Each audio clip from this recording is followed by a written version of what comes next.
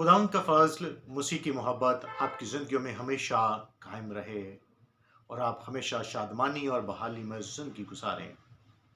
मैं खुदा का फर्जंद पास्टर आशिर सलीम एक नए मौजू के साथ आपकी खिदमत में हाजिर हूँ। सच्चाई तुम्हें आज़ाद करेगी। आज़ादी के चिराग तेल से नहीं, खून से रोशन होते हैं। आज हम खुदावंद के ज़िंदा मुक़द्दस कलाम में से मुक़द्दस यूहन्ना की इंजील 8वें बाब की 31वीं आयत से बाब के आखिर तक खुदावंद यीशु मसीह और यहूदियों में मुकालमा है। यीशु ने कहा, यीशु ने उन यहूदियों से कहा जिन्होंने उसका यकीन किया था कि अगर तुम मेरे कलाम पर कायम रहोगे तो हकीकत में मेरे शागिर्द ठहरोगे। तुम सच्चाई से वाकिफ होगे और सच्चाई तुम्हें आजाद करेगी।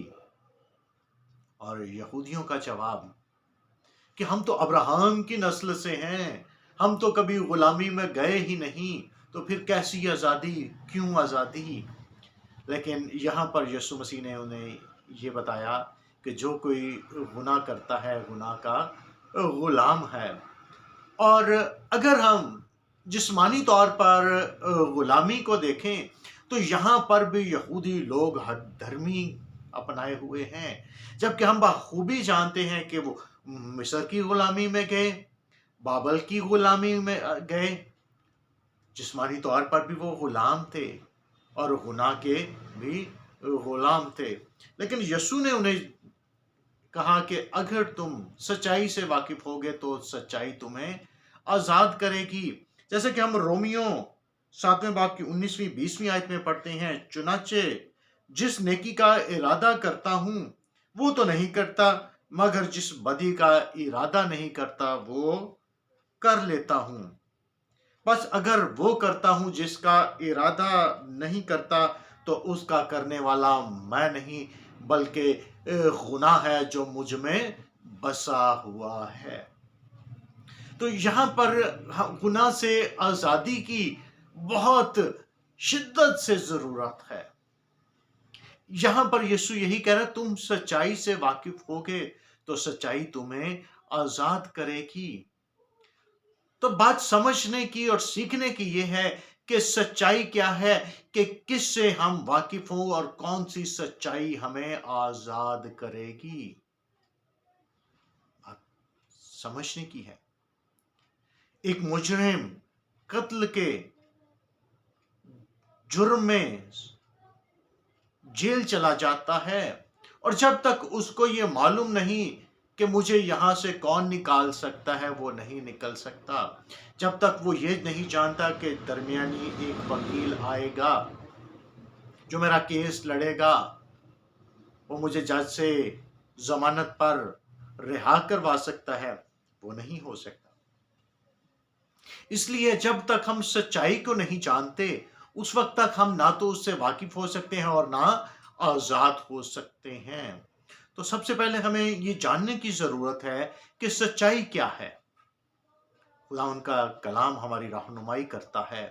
ज़बूर 119 की 160 आयत हमें ये सिखाती है कि खुदावन के बारे में कि तेरे कलाम का खुलासा सच्चाई है। और यूहन्ना की इंजील 17वें बाब की 17वीं आयत, तेरा कलाम सच्चाई है। कलाम का खुलासा सच्चाई है, कलाम सच्चाई है। अगर हम इस जिंदगी बख्श कलाम से, जिंदा कलाम से वाकिफ होंगे तो ये कलाम हमें आज़ाद करेगा। तो ज़रूर है कि हम अपना ताल्लुक इस कलाम के साथ बनाए रखें, तो फिर हमारी आज़ादी है।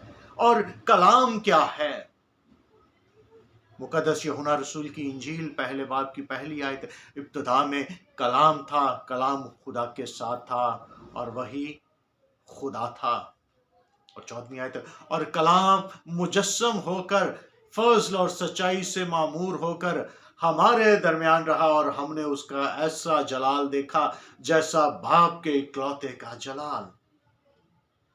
तो जरूर है کہ وہ کلام جو یسوع مسیح ہے اس سے ہم واقف ہوں گے تو وہ ہمیں گناہ سے آزاد کرے گا۔ یسوع مسیح کے وسیلے سے ہماری نجات ہے، بحالی ہے۔